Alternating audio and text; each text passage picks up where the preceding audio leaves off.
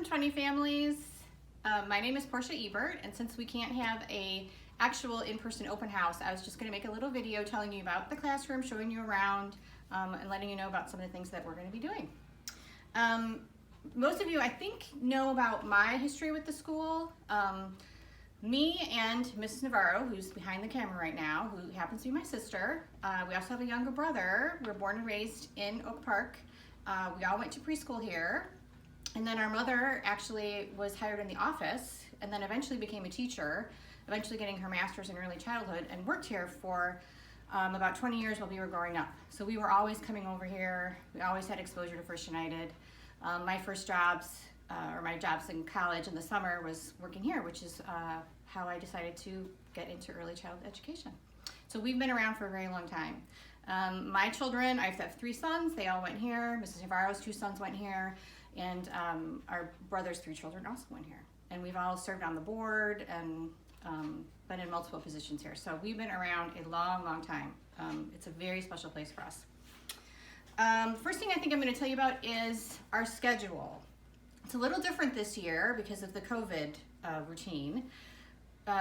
We tried it yesterday and we'll do it this morning, where we do the temperature check and the COVID questionnaire. I was mistaken. I thought that the parents could stay in the car, but parents or caregivers have to get out and remove their child, and then we do the evaluation. Hopefully after a while it'll start getting a lot quicker once we get used to this routine. So once we gather all the children inside the vestibule downstairs, we'll bring them up, and they're going to hang their coats if they have them and backpacks in their lockers, and then they're going to change their shoes. Best if you have shoes that are easy for them to take on and off, and they're just going to keep them in their locker down at the bottom. And again, hopefully once they start doing this, it'll become more routine. Then they're going to come in and of course wash their hands. After they wash their hands, they get to come over here to our circle time, our rug, and each child has a number that they will come and sit on, just to keep them a little away from each other, and then also it keeps them from fidgeting with one another. These numbers might get rearranged depending on the chemistry of the class, but yesterday they all did really well. After everybody's on their circle and their hands are clean, this is when we'll do group time, where I'll read stories, I'll talk about what we're going to be doing that day. Once we get into more content, we're going to start with shapes and colors, and then we're going to move on to the forest. This is when we'll sort of do our lessons over here on the rug. We'll have discussions and the kids can ask questions and things. After we have group time, we get to have free play, and free play is really the heart of the program. For this age children, well, really for anyone, the best way to learn is to be able to play freely. So they get to choose what they would like to do in the classroom. Sometimes we'll be doing projects where I do request that everyone comes over and does it, but I try to do it in a way that I'm not interrupting them when they're busy playing with a friend. After we do free play, we ring a little chime and clean up, and the kids did really great yesterday putting away all the toys. After cleanup, we have to change our shoes again. We line up, and then we go either outside on the playground, we go outside on the lawn, or we might go into the gym or the chapel. Unfortunately, we don't have an actual time for playground or gym every day because of the extra transition times with disinfecting everything. And that might sound confusing, but they will get some gross motor every day. After we do the outside time, they'll come back in, we'll change shoes again, we'll wash hands, and then we'll have snack. And we spread them out all over the room to make sure they're not too close. We don't take our masks off until we say our school prayer. We unfortunately have to serve them. We will have them wait till everyone is served, so they do have to be patient before they start eating. That's when they'll take their masks off briefly, which was fun yesterday because we finally got to see their faces. And a few of them said I looked funny once I took my mask off. Love how they're always so honest.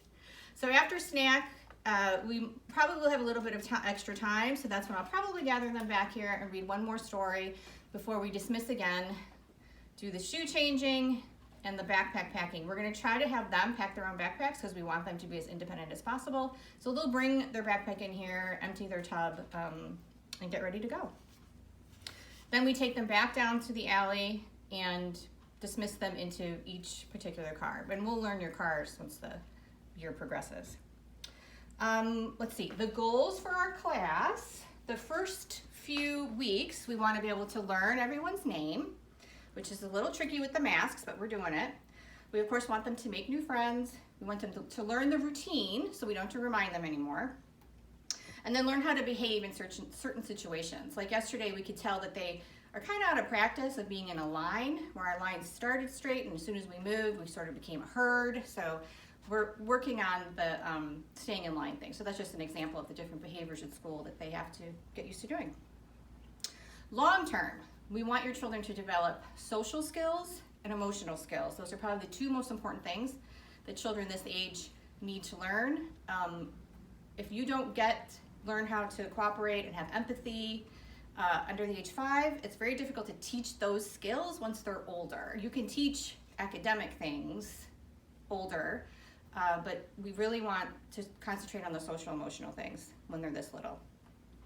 But besides that, we do have tons of literacy. There's labels and letters all over the classroom. We have a letter jar. I'll show you here that we will start filling next week, where children can bring something from home that starts with the letter that we are talking about. We're going to start with B. We change letters every 2 weeks. We don't do vowels because their sounds change. So we're going to start with the letter B. I'll remind you. They really like bringing things to put in here. Just make sure it fits in the jar. And they do get it back after 2 weeks. Other literacy, of course, we read books all the time. They have access to books all the time. Next week we'll start a sign-in when they have to come in and actually write their name on a line, sort of to take attendance. And don't worry, we've had children that are like practically writing in cursive, and then children that have never picked up a pencil before. I guarantee that everyone will be able to write their name by the end of the year. They also write their names on any work that they do. So that's just another way to be able to, practice their letter recognition skills. Math, we've got tons of math activities. Any of these blocks or building materials, magnet tiles, those are all math activities. We have geoboards, we have pattern blocks. We, of course, have different games when they have to count, or they have to match, or they have to sequence. We play plenty of games here where they have to do the same sort of either counting or sequencing, patterning, things like that. We really want to promote independence. That's one of the biggest things for kindergarten readiness. So that's why we make sure that we try to have them pack their backpacks, clean up their materials. We want them to work out their problems with other children as best as they can on their own before they come and ask us for help. We also want to build a sense of community, first with our classroom. We've been talking about how our class is like a family and we have to look out for one another. We'd like to translate that into a bigger picture of our school, looking out for each other at First United. One thing to do that is on Fridays is going to be School Pride Day. So if you have a First United shirt or something blue or orange, you can put that on to kind of show us all doing that together. Then we'll translate that sense of community to sort of our town of Oak Park and River Forest, and then out into the greater world. Let's see, some of, like I was saying, the things that we're going to promote for their autonomy and their independence is the shoe changing on their own. We're going to they're going to learn how to put their coats on by themselves. If you could work with that at home, that would be very, very helpful. Usually we do the trick where they lay it down and flip it over their head. We encourage them to choose all their activities and their friends independently. We want them to ask for help when needed, but not to automatically say, teacher, I need you. We'd like I said before, we want them to be able to work out their conflicts and solve their problems on their own. Let's see, I'll give you a quick tour of our room. This over here is Gingerbread, our guinea pig. He is currently sitting on our science table. We put him here so he was sort of easier for the kids to see. Usually he's over on a different spot. But our science table is where we will put different science things that they can look at, and observe, and touch. And we'll talk about those things during group time. There'll be a lot of things out here like when we do forest and desert and space. We get into those more complicated topics. Let's see, over here some more building things. We've got our Legos. There's animals, people, blocks, trucks, cars, the Magna-Tiles. Over here's our dramatic play. We do have some dress-up clothes. They can dress up every 48 hours. We have to get used to these rules where we have to quarantine the clothes. Yesterday we had quite a bit of firefighters, so right now the firefighting outfits are under quarantine, but they will be back out next week. So here's just for imaginative play. We change this a few times a year. It's going to be a forest the end of September, and then next in 2021 it'll be outer space. It'll be a doctor's office. I think I'm forgetting something else. But anyway, we changed this a lot for them to have different opportunities to use their imagination. Let's see, over this way.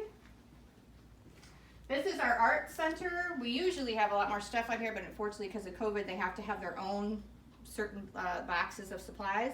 But anytime during the day, they can get their box and come here and use all the other materials. There's tape and scraps of paper, yarn, some lids for gluing, pipe cleaners. If there's other materials that they need, we will get them for them. We have a whole craft closet full of things, so they can do art anytime they want. This is great for fine motor skills because they cut and they use the tape and they're coloring. Let's see, over here, this used to be our water table. We can't have water right now, so we're going to be calling it the adventure table, where we have different materials that we can put in here that are fun to touch and play with, which is another way to explore science. They learn sort of the physics of different materials and what they feel like and the heaviness and how things fit in containers, things like that. This is our sand table. Again, another thing they can learn some science and physics when they're playing with the sand.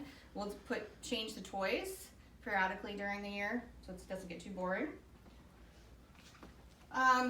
Over here, some more math manipulatives. We've got gears, the pattern blocks I mentioned before, geoboards where you can make different shapes. We do have Play-Doh, which is another great fine motor activity. They each have to have their own bag of Play-Doh that Mrs. Navarro was nice enough to make. So we are keeping those down there.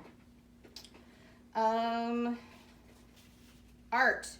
Every day we're going to do an art project. Here, I'll show you over here. This is the easel, which of course they have access to every day. We also usually do a special art project. I like art a lot. Our mom was also an art major, so we were exposed to a lot of that when we were young. We make a lot of messes, which is no big deal because that's what happens with real artists. So just one warning that if you have a child that doesn't like to get paint on themselves or has a favorite shirt or something, don't wear it to school because it's probably going to get paint on it, which is no big deal. We do wear smocks, but sometimes it still gets on there. It's washable, but sometimes it's not washable. Like it doesn't all the way come out. So just a warning to make sure they're dressed for school, which would be play clothes, clothes that they don't have to worry about getting paint on or getting dirty, anything like that.